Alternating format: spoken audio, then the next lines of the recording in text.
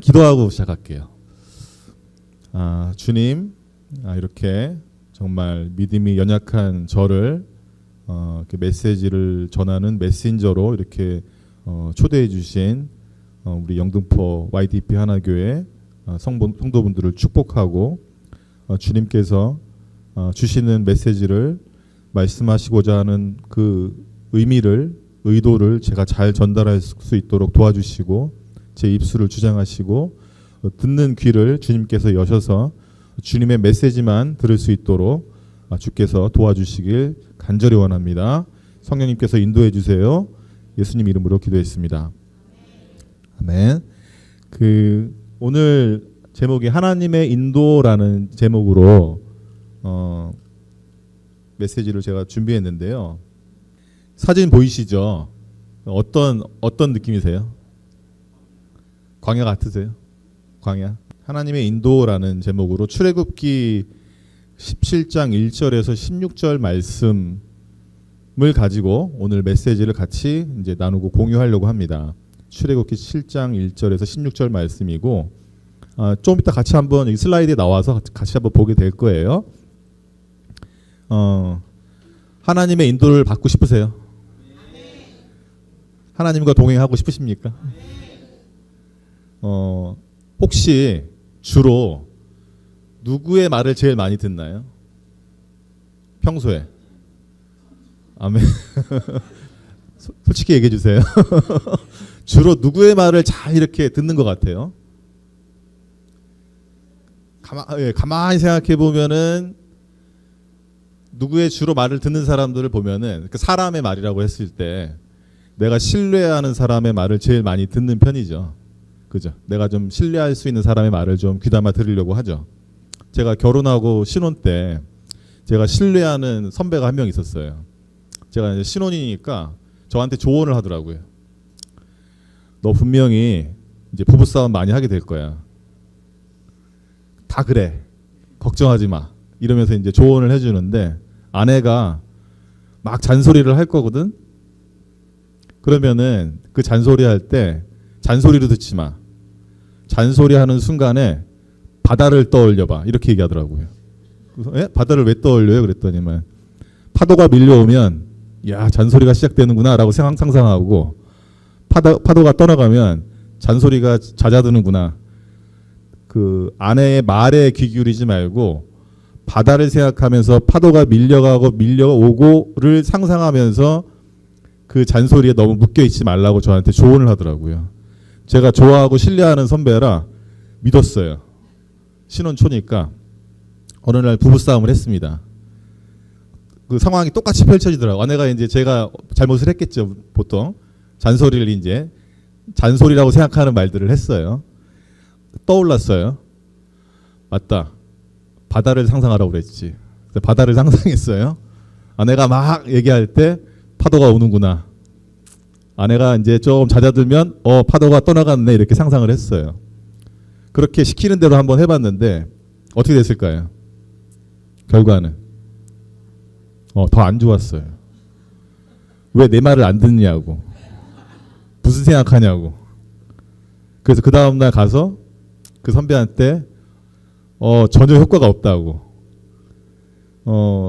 와이프가 더 감정이 상한 것 같다. 자기 말을 경청을 안 해서.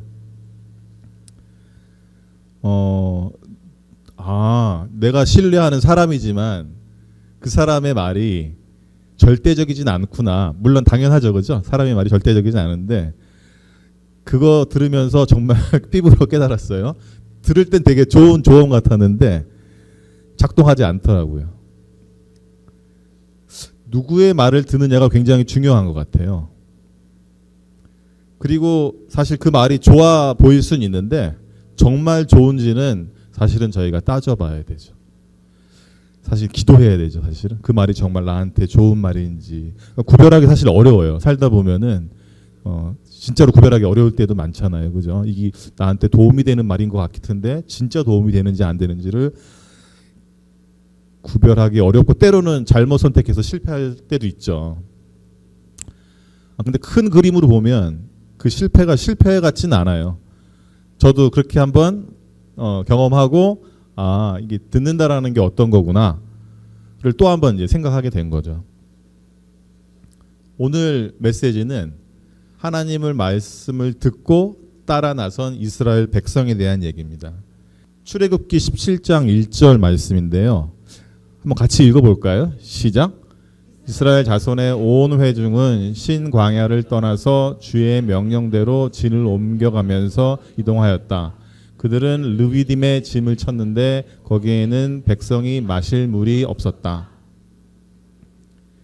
아멘. 그 이스라엘 사람들이 지금 여기 보시면은 신 광야를 떠나서 주의 명령대로 진을 옮긴 거죠. 아마 이 메시지 성경 읽을 때 많이 보셨던 그런 부분일 거예요. 그죠? 출애굽한 다음에 이집트에서 나와서 출애굽한 다음에 그 다음에 르비딤이라는 곳에 진을 쳤는데 거기에는 백성이 마실 물이 없었다라고 되어 있어요. 뭐가 이상한 점이 보이시나요?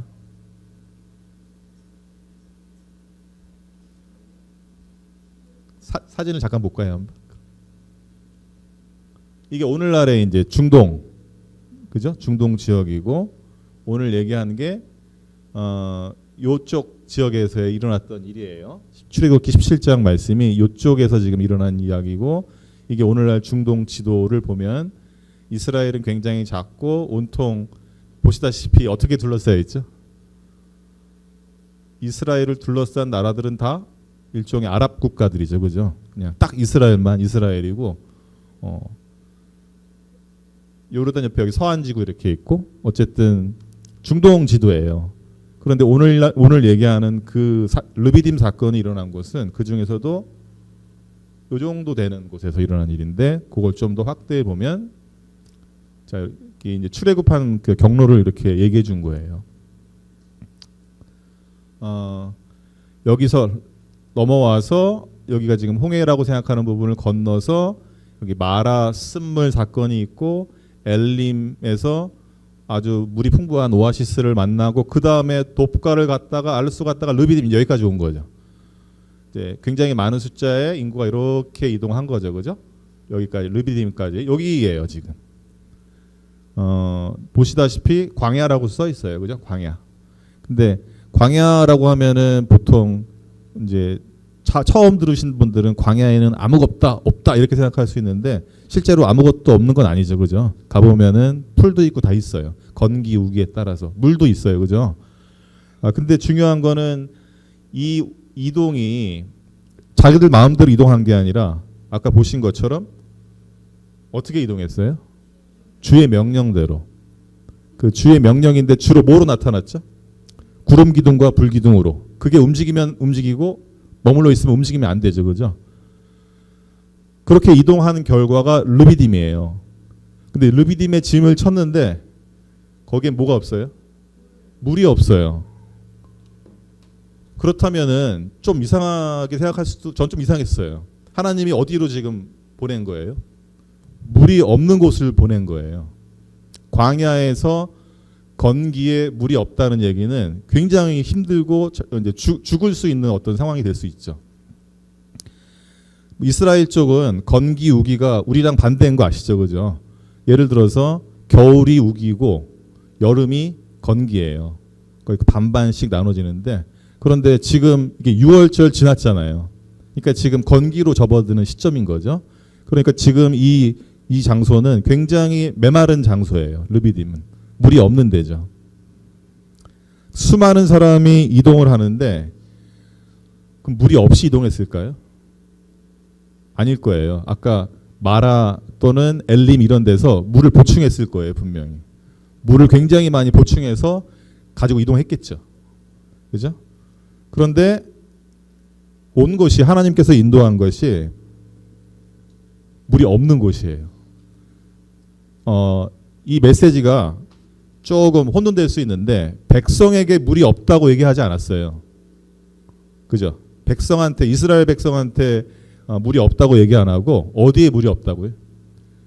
르비딤이라는 장소에 마실 물이 없다고 그랬어요. 그렇죠? 백성이 물이 없었습니다가 아니라 그곳에 물이 없다고 이렇게 얘기했죠. 그렇게 얘기했더니 백성들의 반응이 어땠냐면, 자, 이제 물이 떨어졌어요. 그죠? 백성들의 반응이 어땠어요, 지금? 대들었죠. 이렇게 얘기했어요. 주님을 시험하느냐라고 얘기했어요. 백성들이 물을 달라고 모세한테 일단은 대들었고, 모세는 거기에 대한 반응으로 왜 나한테 대드느냐라고 이렇게 얘기를 했고, 주님을 시험하느냐라고 이렇게 얘기했어요. 주님을 시험한다라는 말은 아마도 이랬을 것 같아요. 만약에 하나님 당신이라면 물을 준다면 우리가 당신을 하나님으로 인정할게. 그런데 물을 주지 않는다면 당신은 하나님으로 인정하지 않을 거야. 물을 주겠습니까? 주지 않겠습니까? 이런 마음이었을 것 같아요. 그게 대드는 거고 시험하는 거죠. 지금 계속 불평하고 있죠? 그런데 신기하게도 여기 3절에 보면은 3절 한번 같이 읽어볼까요? 시작.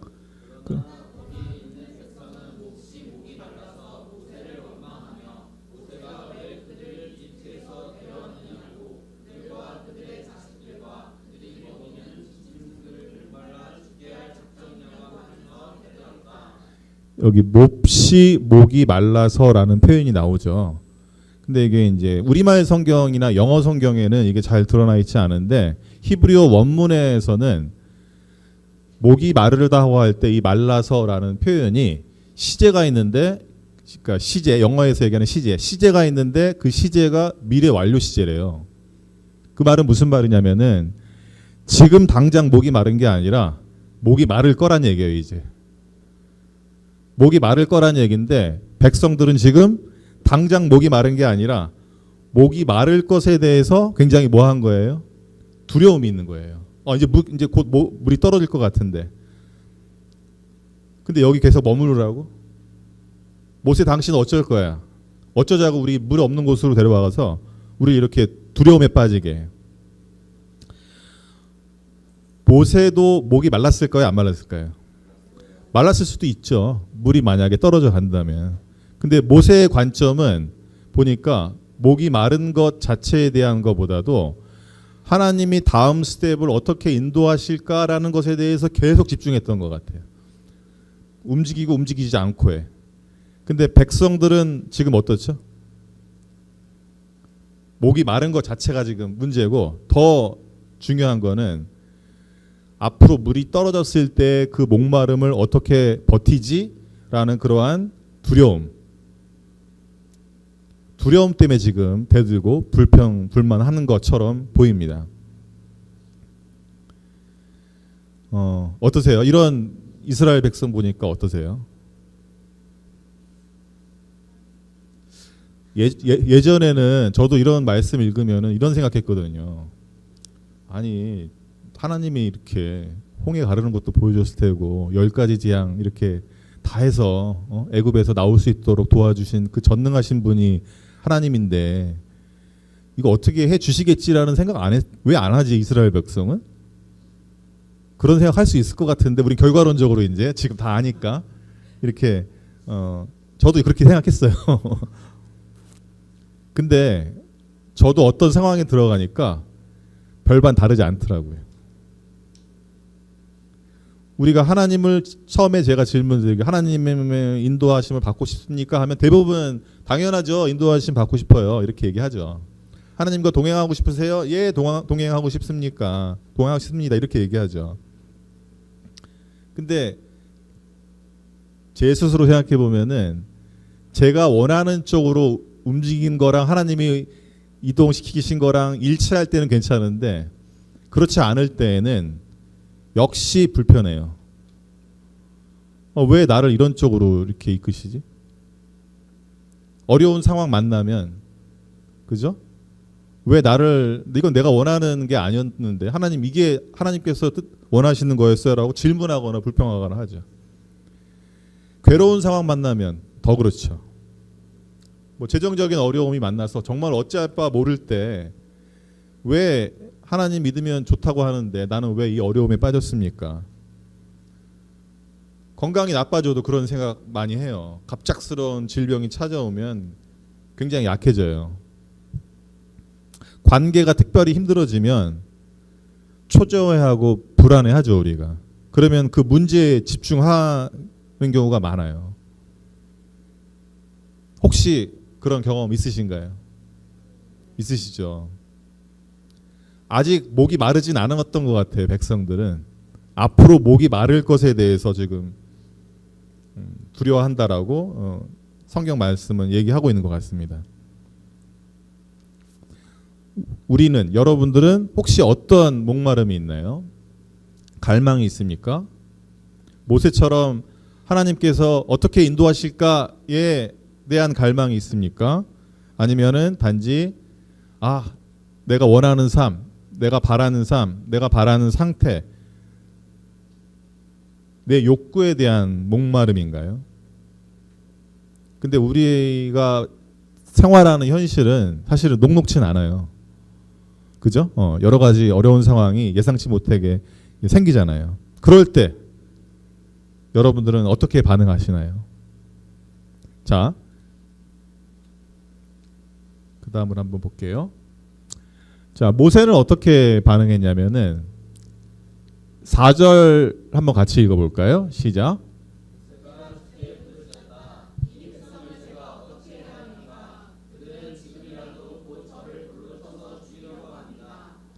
일단 모세의 반응은 어땠어요? 부르짖었죠, 그죠? 부르짖는 기도 많이 하셨죠. 우리 YDP 교회도 역시 모세도 하나님께 부르짖었어요. 그런데 부르짖은 내용을 보면은 물 달라고 부르짖지 않았어요. 보면은, 그죠? 물을 주세요라고 부르짖지 않고 제가 어떻게 해야 합니까? 저 죽이려고 하는데 제가 이 백성에 대해서 어떻게 해야 됩니까? 라고 지금 물으면서 부르짖었어요. 5절 한번 같이 읽어볼까요? 시작. 주께서 모세에게 말씀하셨다. 너는 이스라엘 장로들을 데리고 이 백성보다 앞서가거라. 그리고 나일강을 친 그 지팡이를 손에 들고 가거라. 물을 주지 않고 뭐라고 하셨어요? 장로들을 데리고 앞서가래. 먼저 어디 가래요? 앞서가래요. 지금 르비딤에 물이 없다니까요. 근데 르비딤에 머물러 있는 게 아니라 너희들은 좀 앞서가, 이렇게 얘기했어요. 지팡이를 들고 가라고 했죠. 하나님의 능력의 상징인 지팡이를 들고 가라고 했어요. 6절 한번 같이 읽어볼게요. 시작.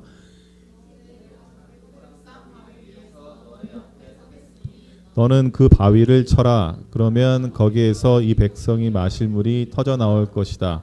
모세가 이스라엘 장로들이 보는 앞에서 하나님이 시키신 대로 하였다. 잠깐 지도를 볼게요. 지금 지도에 잘 안 나왔는데 여기 르비딤이죠. 지금 여기 있는 거예요. 그런데 하나님께서 너희들은 백성보다 좀 앞에 가라고 그랬죠. 그러니까 앞서서 가라고 먼저 가라는 얘기죠. 어디까지 가냐면 여기가 밑에 호렙산이거든요. 호렙산까지 먼저 가라고 했어요. 르비딤에 있는 게 아니라. 물은 르비딤이 없는데 호렙산까지 가라고. 호렙산이 어떤 산이죠? 다른 말로 시내산이죠. 호렙산, 시내산 같은 산인데 부르는 게 달라요. 거기서 모세가 뭐 했죠? 떨기나무에서 하나님을 만난 곳이 호렙산이잖아요. 또 십계명을 받은 데가 호렙산이잖아요. 그러니까 어떻게 보면은 하나님을 만나는 산인 거예요. 이 산은. 그래서 하나님께서 어디로 부르신 거예요? 하나님을 만나는 호렙산으로 이 리더들을 불렀어요. 그죠? 그리고 뭐 하라고 그랬죠? 바위를 치라고 했어요. 그러면 마실 물이 터져 나올 것이다. 그래서 하나님이 시킨 대로 했다고 그랬죠. 그러면은 오늘날 한국에, 대한민국에 사는 사람 입장에서 쾅 바위를 쳤는데 어떻게 물이 나와라는 것은 과학적으로 설명이 됩니까? 안 된다고 생각해요. 바위를 쳤는데 어떻게 물이 나와? 근데 이스라엘에서 사는 사람들은 바위를 쳤을 때 물이 나온다란 말이 이상한 말이 아니에요. 왜 그럴까요? 퀴즈. 바위를 쳤을 때 물이 나온다는 말이 전혀 이상하지 않아요. 왜 이상하지 않을까요? 실제로 바위에서 물이 나와요. 나와요. 저도 깜짝 놀랐어요. 제가 작년에 이제 이스라엘 요르단을 방문했었는데 그 이스라엘 그 선교사님께서 그 이제 저희 가정이 가서 가정을 이제 투어하는 걸 도와줬는데 남쪽의 유대 광야에서 가까운 어떤 지역에 갔는데 바위산들이 엄청 많아요. 많은데 태용 집사님 저기 뭐 보이죠? 그래서 뭐요? 했더니 저기 바위의 색깔이 좀 검은 거 안 보여요? 그래서 네 보여요. 그랬더니 막 물이에요 그러는 거예요. 그쪽 지역의 바위는 우리 바위랑 달라요. 석회암으로 돼 있어가지고 물을 엄청 머금고 있어요. 그래서 우기에 이렇게 물을 머금었다가 건기에 물이 나올 수 있어요. 근데 물이 막 샘솟는 건 아니더라고요. 이렇게 줄줄줄 흐르는 정도의 어떤 물이 나오더라고요. 여기 보면은 호렙산 바위에서 너희 앞에 서겠으니 바위를 쳐라. 백성이 마실 물이 터져 나올 것이다. 터져 나온다란 말은 졸졸 흐르는 의미는 아닌 것 같아요. 그죠? 샘솟듯이 확 터져 나오는 것 같아요. 막 불평불만하는 백성들을 앞에 두고 하나님은 다른 어떤 얘기도 하지 않으셨죠. 어떻게 하셨나요? 그냥 물을 주셨어요. 바위를 치게 하셔서 결국은 그냥 물을 주셨죠. 만약에 여러분들이 부모이거나 아니면 언젠가 어렸을 때 부모한테 뭐 대든 경험 우리가 다 있죠. 그랬을 때 부모의 마음은 어떨까요? 마음이 아프죠. 마음이 아픈데 저도 부모기 때문에 가끔 그런 생각이 들어요. 이 자녀가 원하는 걸 다 해주는 게 결코 좋지는 않구나. 그죠? 때로는 좀 그냥 어려워도 내버려 둬야겠다라는 생각을 할 때가 있어요. 그리고 한편으로는 이래야 되는데 저래야 되는데라는 그런 생각을 하죠. 그런데 하나님은 여기 계신 하나님의 모습은 그냥 물을 주셨어요. 제가 만약 하나님이라면 니를 안 되겠다 좀 더 고생해봐라 이랬을 수도 있을 것 같은데 그냥 물을 주시더라고요. 왜 그랬냐라고 생각해 보면 하나님께서는 결국 이스라엘 백성을 구원하기로 이미 약속했고 계획하셨고 그러셨기 때문에 어떻게 보면 자비를 베푸신 거죠. 장로들이 모세랑 먼저 가서 물을 봤어요. 그 소식을 아마 들었을 거예요. 야 물이 나왔대 호렙산에서. 아직 르비딤에 있는 백성들은 뭐 이동 중일 수도 있죠. 물이 나왔대라는 소식을 듣고 어떤 생각을 했을까요? 그럼 그렇지 하나님이 어떤 분인데 우리를 이렇게 고난 가운데만 두실 분은 아니지. 되게 좋아했을 것 같아요. 야 물 나왔대. 걱정하지 마. 좀만 가면 호렙산 가면 물 나와. 물 받을 수 있어. 채울 수 있어. 그리고 모세한테도 어떻게 반응했을까요? 역시 당신은 우리의 훌륭한 지도자야. 우리한테 길을 인도했어. 우리가 필요한 물을 줄 수 있는 그런 하나님과 가까운 당신이 우리의 진짜 지도자야. 막 이렇게 하지 않았을까요? 백성들이. 그럴 쯤에 또 일이 터집니다. 같이 한번 읽어볼까요? 17장 8절 시작. 그때 아말렉 사람들이 몰려와서 르비딤에 있는 이스라엘 사람을 공격했다. 이게 웬일입니까? 이제 물 문제 해결했어요. 하나님이 물 주셨어요. 근데 이번에는 누가 공격했습니까? 아말렉 사람들이 공격했어요. 르비딤이라는 지역이 아말렉 족속이 활동하던 지역이래요. 그럼 거꾸로 돌아가서 하나님이 이스라엘 백성을 어디로 인도한 거예요? 그렇죠? 물도 없고 이스라엘의 대적인 아말렉이 활동하는 지역으로 인도한 거예요.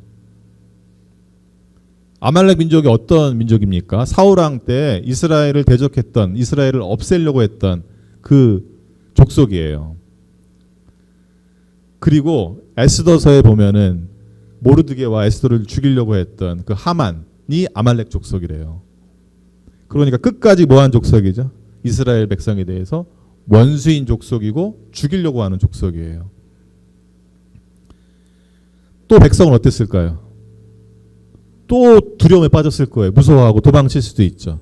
아니 물 문제 해결했는데 또 아말렉이 왔어. 아말렉이 온다고? 굉장한 공포심이나 두려움에 빠졌겠죠. 사실 오늘날의 전쟁보다 옛날 전쟁이 더 무섭대요. 오늘날 전쟁은 사실은 뭐 무기로 왔다 갔다 하면 끝나지만 옛날 전쟁은 칼로, 그죠? 실제로 막 도륙하는 어떤 상황들이 벌어지기 때문에 더 공포감을 줄 수 있는 거죠. 산 넘어 산이죠. 문제 뒤에 문제가 또 옵니다. 그런데 이 모든 것이 다 어디서 생겼어요? 르비딤에서 생긴 일이에요. 하나님이 인도하신. 이런 경험 있으시죠? 혹시 있으신가요? 있으시죠. 아유, 이 문제 간신히 해결했어. 근데 더 큰 문제가 와요. 이게 우리의 삶의 일부분인 것 같아요. 예수님 믿던 믿지 않던 삶의 일면이라고 우리가 생각을 하죠. 그죠? 예수님 믿으면 문제가 없어집니까? 문제는 그대로 있는 경우가 많죠. 더 안 좋아지는 경우도 있어요. 살면 살수록 그걸 더 경험해요. 제가 예전에 어머니께 이런 질문 한 적이 있던 것 같아요. 어머니 안 힘드세요? 이렇게 질문했어요. 안 힘드세요? 사는 게 안 힘드세요? 라는 질문을 했어요. 여러 가지 어려운 상황을 겪으면서. 왜 안 힘들겠니? 라고 얘기하시면서 어떻게 근데 그렇게 그냥 넘어가세요? 이렇게 얘기하면은 그냥 버티는 거라고 얘기하세요. 그냥 버틴다. 저는 그게 되게 이렇게 인상적이더라고요. 그냥 버틴다. 버티는 것도 제가 볼 땐 믿음인 것 같아요. 어머님은 맨날 믿음이 없다고 말씀하세요. 근데 제가 얘기를 가만히 들어보면은 제일 믿음이 있으신 것 같아요. 얘기를 가만히 들어보면은. 자, 어쨌든 엎친 데 덮친 격으로 또 다른 상황이 생겼습니다. 가볼까요? 그 다음에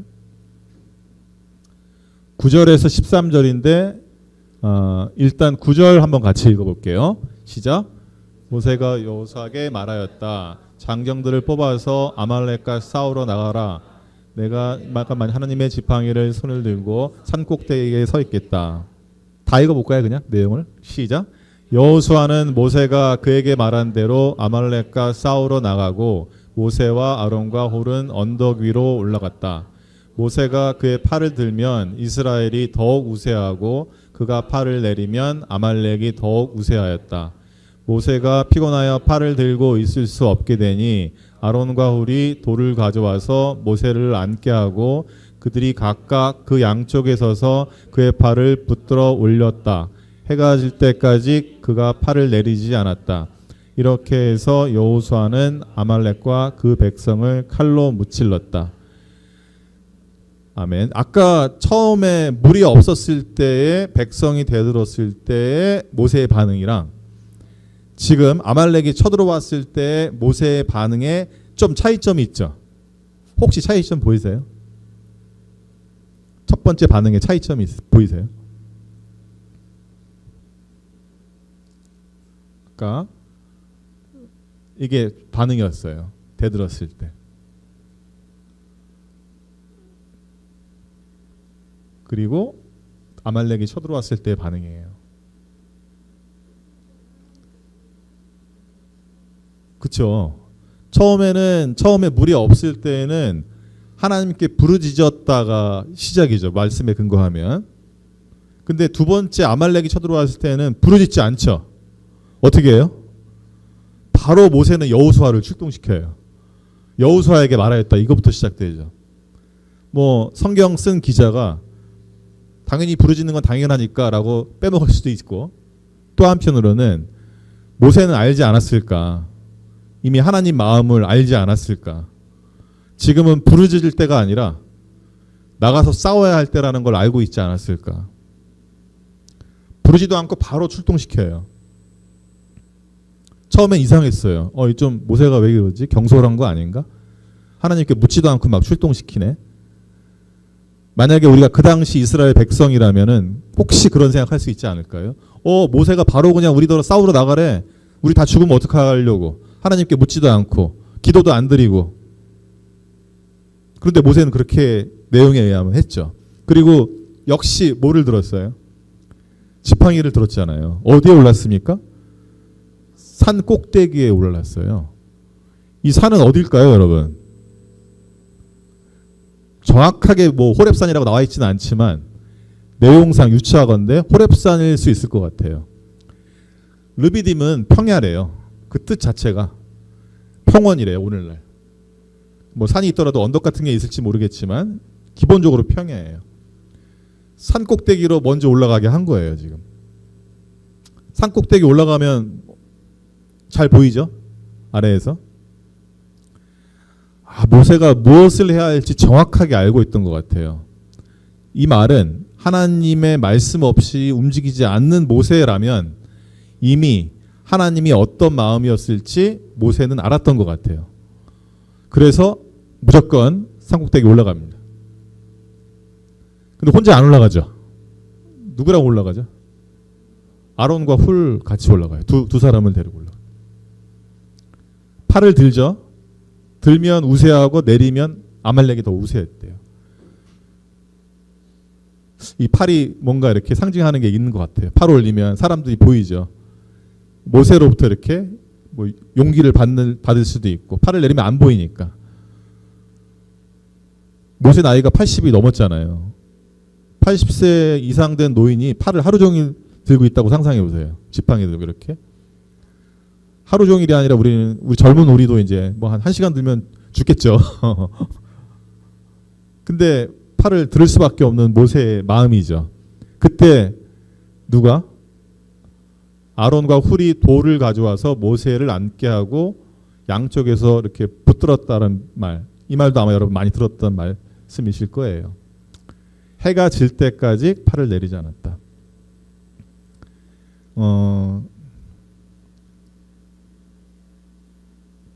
그 모세의 마음이 저는 이제 어느 정도 이렇게 공감이 되는 면이 있어요. 어떻게든 아말렉으로부터 백성을 구해내야 된다라는 그런 마음이 있고, 또 하나는 돕는 사람이 지금 여기 세 사람이 있죠. 결국은 나가서 싸우는 사람은 누구죠? 여호수아가 나가서 칼 들고 싸우는 거고, 그 말은 그 당시 이스라엘 백성은 단지 그냥 평범한 백성만 있는 건 아니고 싸우는 뭐 군사가 있었던 거죠. 왜냐면은 광야를 통과하려니까 싸울 수밖에 없는 상황이니까. 그리고 두 사람의 돕는 사람들이 있었어요. 우리가 이제 공동체를 이루고 살면 리더 혼자 할 수가 없는 거 아시잖아요, 그죠? 뭐 꼭 교회가 아니더라도, 뭐 비즈니스를 하더라도, 뭐 직장에서도, 가족에서도 절대 혼자 할 수가 없죠. 혼자 하다가 굉장히 어려움에 빠지는 일들도 실제로 많고, 모세도 하나님의 말씀을 듣고 순종하면서 이동한 사람이지만 결국 옆에 돕는 손길이 있었죠.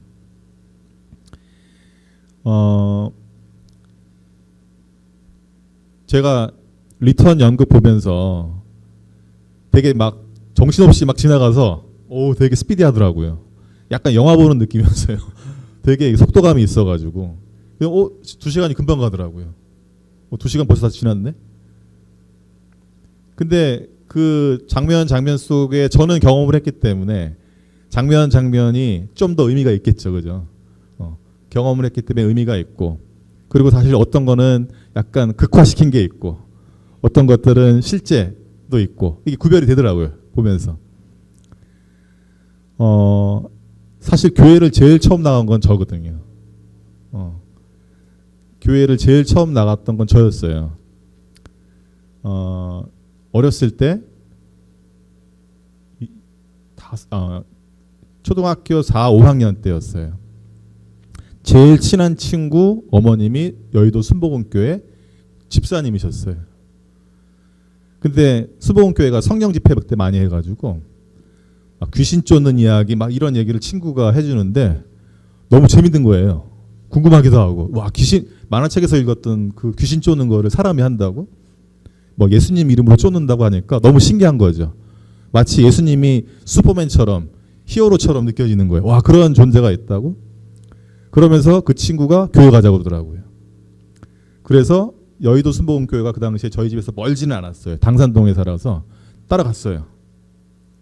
갔는데 막 제 기억으로 기억 남는 거는 뭘 먹을 걸 많이 주는 것만 기억 남았어요. 어린 나이니까. 그래서 뭐 좀 다니다가 안 다녔고, 중학교 때 그 제 제일 친한 절친 아버님이 감리교회 장로님이었어요. 저를 이제 전도하려고, 야, 우리 교회 가자. 그래가지고 또 따라갔어요. 그러니까 아이 청년들이 그 청소년들이 많더라고요. 그러니까 분위기가 되게 이렇게 활기차서 재미있었어요. 한참 나갔어요. 한참 나가다가 대학을 제가 한번 떨어지고 그 전에 이제 대학 공부한다고 생각해가지고 교회를 안 나갔던 것 같아요. 고등학교 한 2, 3학년 때부터. 대학 한번 떨어지고 이제 재수를 시작했는데, 그때 왜 그런 생각했는지 모르겠는데 교회를 나가야 대학을 붙을 수 있을 것 같은 그런 느낌이 들었어요. 그러니까 저도 믿음은 없었는데 왠지 의지하고 싶었나 봐요. 어떤 존재에. 근데 그때 둘째 동생 보셨죠, 그죠? 둘째 동생이 되게 이제 철없는 시절을 보내고 고등학교 1학년 때 자기 반 친구의 전도를 받아서 교회를 갔는데 1년이 지났는데 애가 좀 상태가 좀 달라졌어요. 좀 이상해. 2년, 3년이 지났는데 내가 알던 둘째 동생이 아닌 거예요. 한 3년 정도 지났는데. 그때 저를 교회로 인도한 게 둘째 동생이었어요. 우리 형, 우리 교회 와봐. 좋아, 그러는 거예요. 뭐 조그만 교회였어요. 거기를 재수할 때 마침 그게 딱 연결돼가지고 교회 갔어요. 교회 가서 형들이 너무 좋더라고요. 형들이 너무 잘해줘가지고. 그래서 주일날은 아침부터 저녁까지 교회에 있었어요. 재밌으니까. 뭐 아침부터 가서, 근데 저는 교회 다닌 지 얼마 안 됐는데 저더러 초등부 교사를 하래요. 조그만 교회니까. 했어요. 조금 하다 보니까 야, 너 선거대도 할래? 그래가지고 선거대도 했어요. 그러니까 교회에서 막 젊은 청년이니까 이것저것 막 이렇게 시켰는데 그때는 그게 전혀 부담되지 않고 그냥 형들이 좋아서 재밌었어요. 근데 같이 둘째 동생이랑 같이 교회를 다닌 거니까. 동생은 동생대로 좋았고 친구들이랑, 저는 저대로 청년들이랑 좋았고, 교회에서 거의 1년을 살은 것 같아요. 마음 속 깊은 곳에 내가 이렇게 열심히 하면 하나님이 나 도와주실 거야 라는 생각이 있었던 것 같아요. 그래서 뭐 재수를 하고 이제 대학을 간 거죠. 교회는 제가 그래서 제일 먼저 나간 거고, 근데 가족들한테 교회 나간다라는 말은 못 했었던 것 같아요. 일단 아버님이 싫어했으니까 교회 가는 거를 그래서 혼자 몰래 다녔던 거죠.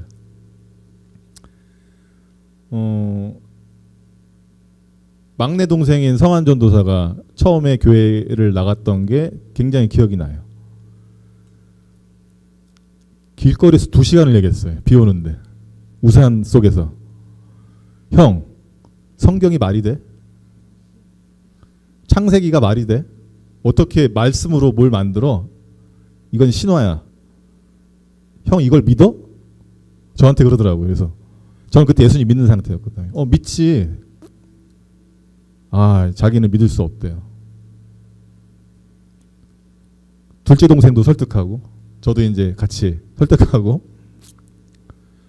그리고 나서 초대대에서 간 곳이 신촌하나교회였거든요. 신촌하나교회 갔는데 거기서 트러블이 많았던 것 같아요. 결국은 전도사님도 손발 다 들고 성환이 쟤는 제가 못 맡겠다. 다른 누가 맡아라. 그래서 맡은 분이 박윤호 선교사님이라는 분이 있었어요. 어쨌든 그렇게 시작했어요, 신앙. 저희가 신앙생활을 하면서 여러 가지 경험하면서 시간이 지나지만 지금 저의 모습을 만든 거는 수많은 사람의 도움의 결과라고 저는 실제로 믿고 그렇게 감사함을 가지고 있어요. 저를 만든, 이렇게 설 수 있도록 만든 교회의 지체들, 교회의 리더들, 부모님, 형제, 다 제가 이렇게 될 수 있도록 만든 것은 저 혼자 절대 될 수가 없죠. 그죠? 누군가는 부정적이든 긍정적이든 영향을 줬고 도움을 줬기 때문에 여기까지 왔습니다. 모세가 될 수 있었던 것도 결국은 돕는 손길이 있어서 가능했을 거예요. 처음부터 왜 나 말 못하는 사람인데 왜 날 불렀냐라고 얘기했잖아요. 하나님이 아론 붙여준다고 얘기했잖아요. 우리는 돕는 사람이 필요하고 그 돕는 사람이 정말 소중한 사람이죠. 나중에 더 잘 알게 돼요. 시간 지나면. 신앙의 여정 가운데. 그때 별거 아닌 것 같았는데 시간 지나면 내가 그 사람 때문에 여기까지 성장했구나. 심지어는 나를 힘들게 했던 사람조차도 결국 내가 성장할 수 있도록 돕는 토양이었구나라는 것을 나중에 알게 되더라고요. 그때는 괴로웠는데 나중에 알게 돼요. 결국은 어떻게 되느냐. 이런 도움으로 여호수아는 아말렉과 그 백성을 칼로 무찔렀다라고 되어 있어요. 여호수아는 싸웠죠. 팔을 들고 있어야 될 사람이 있고 그 팔을 지지해 줘야 될 사람이 있고 싸워야 될 사람이 있죠. 여러분들은 어떤 사람인 것 같아요? 근데 대부분 싸워야 될 상황이 많아요. 참 우리가. 그죠? 영적인 싸움이라고 사람들이 많이 얘기하는 지금 세대는 너무 혼란스러운 세대 같아요. 그 가치관의 전쟁인 것 같아요. 세계관의 전쟁인 것 같고 우리도 모르게 있는 그 가치나 세계관 때문에 우리가 어떤 선택을 하게 되는데 지금 거의 뭐 전 세계가 다 그런 충돌을 일으키는 것 같아요. 뭐 우리나라 지금 벌어지고 있는 일들, 그죠? 우리나라뿐만이 아닌 것 같아요. 이게 미국도 마찬가지고 프랑스도 지금 심각하죠. 유럽도 심각하죠. 심각하지 않은 나라가 없어요 지금. 이 갈등의 구조가 싸움이 일어나고 있는 거죠. 그 가운데 우리는 어디에 서 있는지 좀 생각하는 것도 필요한 것 같아요. 제가 아는 지인이 독실한 크리스찬이에요. 굉장히 훌륭하십니다. 존경하는 선배인데 이분은 민주당을 엄청나게 지지하시는 분이에요. 교회에서 정치적인 얘기 잘못하면은 교회가 갈라집니다. 큰 교회일수록. 되게 조심스러워하잖아요. 목사님도 정치적인 어떤 얘기하는 것 자체를. 근데 이분은 되게 제가 존경하는 크리스찬 선배인데 민주당의 어떤 것들을 옹호를 해요. 이분이 그렇게 생각하게 된 이유가 있을 거예요. 그죠? 제가 뭐 그 이유를 다 캐어서 묻진 않았어요. 이분한테 영향을 준 가치들이 있을 거예요. 근데 그 가치들의 결과가 이제 이렇게 선택하도록 만드는 거죠. 근데 오늘날은 이게 구별하기 어렵게 만들어요. 어떤 경우는 잘 구별할 수 있지만 어떤 경우는 이게 정말 기독교 가치관에 맞는 건지 안 맞는 건지 구별하기 굉장히 어려울 때도 굉장히 많죠. 한쪽은 국민의힘을 또 이렇게 지지하는 어떤 크리스찬들이 있어요. 우리 선배님들 중에 있어요. 이유가 있어요. 지지하는 이유가. 근데 서로 지지하는 정치적 색깔, 취향이 다른데 신기한 거는 예배는 같이 드리더라고요. 예배는 같이 드려요. 정치적 색깔은 다른데 딱 다른 정치적 색깔을 묶을 수 있는 유일한 게 저는 예수님인 것 같아요. 그거 아니고는 절대 결합이 안 돼요. 그거 빼면은 결국 적밖에 안 돼요. 그죠? 제가 유심히 관찰해 보니까 그래서 막 정치적인 얘기하면 이 두 분이 막 갈등을 일으켜요. 그러다가 찬양할 땐 같이 예수님 하면서 찬양을 해요. 그거 보면서 제가 깨달았어요. 이 모든 진영을 깰 수 있는 거는 예수님밖에 없구나. 현실적으로도. 이게 없이는 도저히 회복이 안 되겠구나. 더 소망이 생겼어요. 더 소망이 생겼어요. 그래서 되게 처음에는 좀 비관적이었거든요. 원래도 좀 회의적인 사람이라 기본 기질이 우울질에다가 제가 좀 회의적이었거든요. 예전에. 근데 지금은 그렇진 않아요. 왜냐? 야, 이게 진짜 예수님만이 유일한 소망이라는 걸 알아버렸어요. 그 부인할 수가 없어요. 어디 가서도. 두 분이 그렇게 할 때 제가 웃으면서 얘기해요. 그래도 우리는 예수당이잖아요. 형님 두 분 민주당 국민의힘인데 그래도 우리는 예수당이잖아요. 기본적으로. 그러면 다 웃어요. 그냥. 맞아. 생각해보니까 우리 예수당이지. 우린 민주당 국민도 아니고 우린 예수당이야. 웃더라고요. 그 말에. 우리가 웃을 수 있는 이유도 거기에 있는 것 같아요. 선교사님한테 그런 얘기를 들었어요. 죄송한데 몇 시에 끝내야 되는 거죠? 그런 건가요? 제가 너무 시간 어떻게 될지 몰라가지고 지금 그 현대 유럽이랑 서구 사회는 민주주의를 표방하지만 경제적으로는 거의 사회주의로 바뀐대요. 민주주의 시스템이지만 경제적으로는 사회주의 시스템으로 바뀌어서 일단 세금이 엄청 많죠.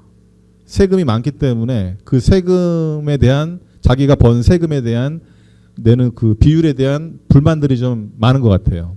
너무 이제 세율이 높으니까 서구 사회가 그러다 보니까 약간 자본주의지만 수정 자본주의 해가지고 결국 사회주의의 어떤 모습을 띈대요.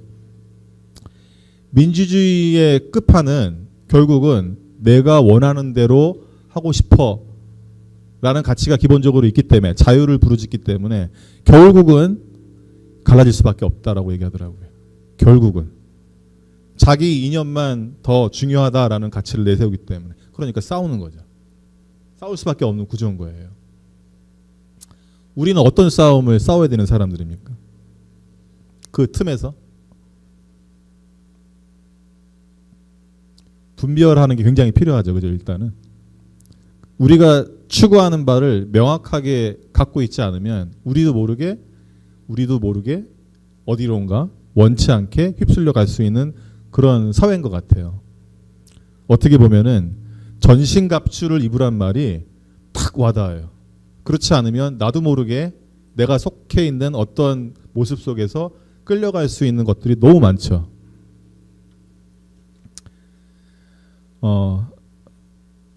우리는 그래도 축복받은 사람이라고 믿습니다. 왜냐하면은 우리 다 예수당이기 때문에 그죠? 예수님 때문에 모였기 때문에 그거 아니면 여러분 모일 일 있겠어요?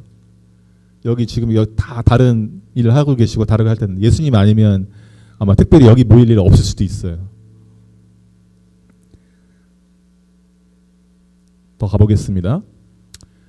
자, 모세가 이제 여호수아를 통해서 전쟁에서 승리했습니다. 함께 승리했어요. 돕는 손길을 통해서. 17장 14절 말씀 같이 한번 읽어볼까요? 시작. 주께서 모세에게 말씀하셨다. 너는 오늘의 승리책 기록하여서 사람들이 잊지 않도록 하고 여호수아에게는 내가 이 아말렉을 이 세상에서 완전히 없애서 아무도 아말렉을 기억하지 못하겠다 하고 결심을 일러주어. 아멘. 모세에게 말씀하셨죠. 기록하라고 하셨어요. 기록하라고. 성경이 없었다면 우리 되게 힘들었겠죠, 그죠? 기록되어 있는 말씀이니까 잊지 않도록 하라고 그랬어요. 이스라엘 백성들 이 상황을 잊지 않도록. 하나님은 우리가 잘 있는 존재라는 걸 너무 잘 아시는 것 같아요. 그래서 잊지 않도록 장치들을 엄청 해놨어요. 대표적인 게 성경 말씀이죠. 혹시 여러분들도 잊지 않으려고 뭔가 주위에 장치를 해놓으시는 것들이 있죠, 그죠?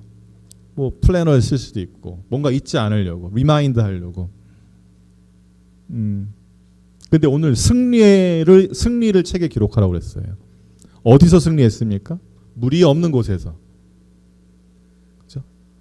적이 쳐들어오는 곳에서. 그러니까 결국 다른 말로 하면 어떤 곳이에요? 죽음이 있는 곳에서. 죽음이 있는 곳에서 결국은 승리하신 분이 하나님이시죠. 결국은 승리하시는 분이 하나님이시라고 말씀하세요. 이걸 기억하라고. 그리고 아예 아말렉을 완전히 없애겠다고 하나님이 이렇게 말씀하셨어요. 그리고 아무도 아말렉 기억하지 말라. 못하겠. 지금 아말렉 기억하는 사람이 있을까요? 지금은 그런 말 쓰지도 않죠. 그죠? 이걸 누구한테 전해주라고요? 여호수아에게. 모세, 우리 뭐 여호수아 세대, 모세의 세대 이렇게 얘기하잖아요. 꼭 전해주라고. 기억해서 전해주라고. 여기 계신 분들은 대부분 성인이고 장년이고 우리 어르신들도 계시죠. 어떻게 보면은 우리한테 맡겨진 몫이 기억해서 전해줘야 되는 세대가 아닌가. 저도 이제 어렸을 때 몰랐는데 계속 이렇게 나이를 조금씩 먹어가니까 그 다음 넥스트를 생각을 하게 되더라고요. 학교에 있다 보니까 더 그런 생각 많이 하는 것 같아요. 유명한 말씀이 있죠. 여기 제가 이 말씀 한번 같이 읽어볼게요. 시작. 모세는 거기에 제단을 쌓았고 그곳의 이름을 여호와 니시라고 하고. 이 말씀 많이 들으셨죠? 여호와 니시. 여호와는 나의 승리, 여호와는 나의 깃발. 이걸 기억하라는 거 아닐까요? 결국 죽음의 곳에서 너희는 하나님이 결국 승리야, 하나님이 너희들의 깃발이야 라고 이렇게 선포하는 거를 너희들 기억해야 돼. 이걸 원하셨던 건 아닐까. 굉장히 대비가 되죠. 르비딤이라는 장소랑 호렙산이라는 장소랑 대비가 되죠. 호렙산, 하나님의 산에서 하나님은 승리를 선포하셨고 실제로 물을 주셨고 실제로 아말렉을 여호수아를 통해서 없앴어요. 하나님의 산에서, 말씀이 주어진 산에서 모세가 하나님을 처음 떨기나무에서 만났던 그곳에서. 그곳이 어딜까요, 여러분? 결국 교회일 수 있고 여러분이 하나님을 만나는 그곳일 수 있겠죠. 말씀을 좀 이제 마무리해 가겠습니다. 하나님 인도해 주세요. 이 어려운 상황에서도 저를 인도해 주세요. 라는 기도를 저도 많이 했어요. 실제로 인도함을 받으려고 굉장히 조심조심 들으려고 애썼습니다. 근데 가끔은 이렇게 또 제가 반응하는 모습을 봐요. 제가 원하는 대로 되지 않았을 때 아까 이스라엘 백성처럼 따지죠. 하나님, 이게 제가 원하는 게 아닌데요. 혹시 여러분 가운데 지금 르비딤에 머물고 계신 분이 계십니까? 물도 없고 나를 공격하려고 하는 사람들만 있는 곳이 있습니까? 하나님 말씀에 순종해서 여기까지 왔는데 이게 뭐지? 나는 그래도 열심히 신앙생활 한다고 했는데 이게 뭐야, 결과가? 이거 내가 원했던 거 아닌데. 혹시 이런 생각 조금이라도 하시는 분 있습니까? 오늘 말씀을 기억해 주세요. 저희가 할 것은 remind하고 remember하고 remind 하는 것 같아요. 그죠? 기억하고 계속 되새기는 거죠. 여호와 니시라는 말씀이 우리가 경험되어져야 될 하나님의 모습이다라고 지금 하나님께서 직접 모세에게 가르쳐 주시는 것 같아요. 우리가 우리의 욕망이나 욕구를 해결하기 위해서 하나님을 이용하는 것이 아니라 하나님의 뜻이 때로는 이게 숨겨져 있어서 잘 보이지 않을 때도 많죠. 근데 그걸 찾아가는 것 같아요. 그 숨겨진 뜻을 잘 보이면 좋겠는데 기도에도 응답도 없고 잘 보이지 않을 때도 사실 많아요. 저는. 그래서 계속 기다릴 수밖에 없어요. 결국 우리 YTP 하나 공동체도 같은 마음으로 하나님의 비밀을, 숨겨진 비밀을, 뜻을, 여러분을 향한 어떤 데스티니를 영등포 하나교회를 향한 데스티니가 분명히 있습니다. 그것들을 함께 찾아가는 여정이 신앙생활인 것 같아요. 근데 그게 싸움인 것 같아요. 또 여러 가지 어려움이 있습니다.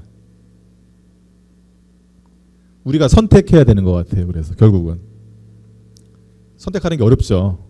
사실은 나는 믿음이 있어 이렇게 말로 이렇게 얘기한다고 해서 내가 믿음이 있는 건 아니잖아요. 믿음을 주장한다고 해서 실제로 믿음이 있는 거랑은 좀 다른 것 같아요. 저도 헷갈릴 때가 있었어요. 지금도 간혹 헷갈려요. 내가 믿음이 있는 건가? 어떤 선택을 하는 거 보면 말처럼 쉽지 않습니다. 믿음대로 살아갔을 때, 그것을 경험했을 때 결국은 내가 믿음의 선택을 그래도 했구나 라는 거를 뒤늦게 알게 되죠. 하나님을 신뢰하는 자들이 결국 여호와 니시라는 말을 결국 경험하게 돼요. 그때 하나님을 만나게 되죠. 여러분들이 기쁘죠. 그때 기쁘죠. 그 승리는 우리의 것이기도 하지만 하나님의 승리이기도 해요. 자녀가 승리한 건 결국 부모님의 승리이기도 하잖아요. 얼마나 기쁘셨을까요? 여러분들이 이 영등포 이곳에서 여기를 지키고 여기서 매일 예배드리고 매일 하나님을 생각하고 하는 것들을 우리 하나님 아버지는 얼마나 대견스러워하고 기뻐하실까라고 생각해 보면은 그거를 표현하기가 쉽지 않을 것 같아요. 야, 네가 이래도 나를 예배하는구나. 이런 상황에서도 나를 예배하는구나. 자식 참 잘 키웠다. 이게 부모님의 최고의 자랑이잖아요. 내 자식 참 잘 키웠. 당신 아들 잘 키웠어요라는 말 들으면 부모님이 얼마나 좋을까요? 당신 딸 잘 키웠네요라는 말 들으면 부모님이 얼마나 좋으실까요? 아버지 하나님의 마음이 이런 게 아닐까요? 르비딤에 있는 이스라엘 백성을 비난할 자격이 제게 없다라는 것을 깨닫습니다. 중요한 거는 그럼에도 불구하고 신실하신 하나님께서 여전히 그분의 약속 언약을 계속 신실하게 지금 실천하고 계시는 걸 우리가 보고 있죠. 저는 이게 복음인 것 같아요.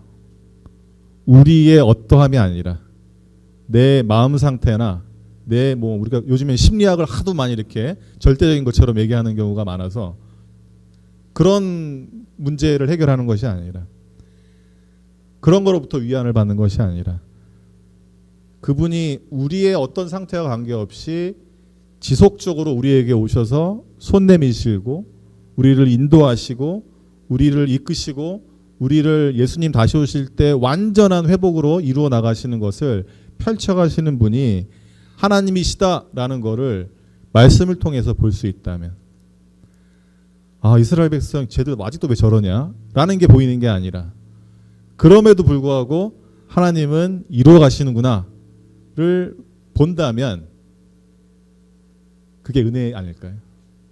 그게 보인다면 은혜 아닐까요? 저를 포함해서 여기 계신 우리 많은 YDP 가족들이 비록 어려운 상황, 르비딤과 같은 상황이지만 여호와 니시라는 말을 저희가 기억하고 그 가운데서 소망을 가지시고 40년 광야 생활했다고 그랬잖아요. 아직 40세 안 되신 분들은 아직 많이 남았습니다. 광야가. 우리 어르신분들은 희로애락을 많이 이제 경험하셨죠.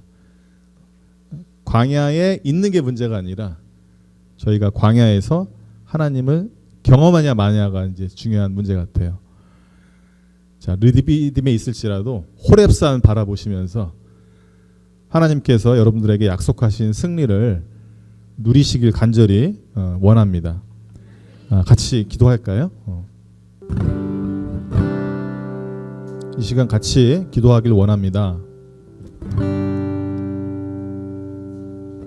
비록 우리가 어려운 시대를 살아가고 있고 힘든 시간을 통과하고 있을지라도 오직 저희에게 복음은 반석의 물 예수 그리스도 생명 되신 그분을 기다리면서 이 시간을 통과할 수 있습니다. 그렇게 해달라고, 우리 도와달라고 성령님께서 인도해달라고, 상황을 분별할 수 있는 그런 눈을 갖게 해달라고 같이 한번 기도하겠습니다. 하나님 감사합니다. 이렇게 긴 시간 동안 우리 YDP 하나교회를 인도하신 분이 당신임을 고백합니다. 아멘. 예수님, 당신이 없다면 이 세상에 소망이 없습니다. 어떠한 존재도 어떠한 힘도 당신의 사랑을 무너뜨릴 수가 없습니다. 아멘. 저희가 그래서 이렇게 주님을 예배합니다. 당신의 이름을 높입니다. 아버지 하나님, 우리 YDP 교회를 축복해 주세요. 비록 어려운 상황일지라도, 어려운 시간을 통과할지라도 주님께서 인도해 주세요. 그리고 그 인도의 끝은 하나님 당신이 계시고 하나님의 승리가 있다라는 것을 보게 해주세요. 주님, 보게 해주세요.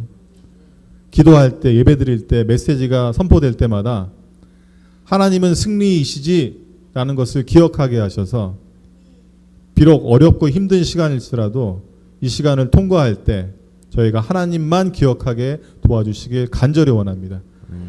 그런 건강한 공동체로 성장할 것입니다. 주님의 사랑하는 신부로 건강하게 성장할 것입니다. 감사합니다. 우리를 구원하신 예수님 이름으로 기도했습니다. 아멘. 아멘.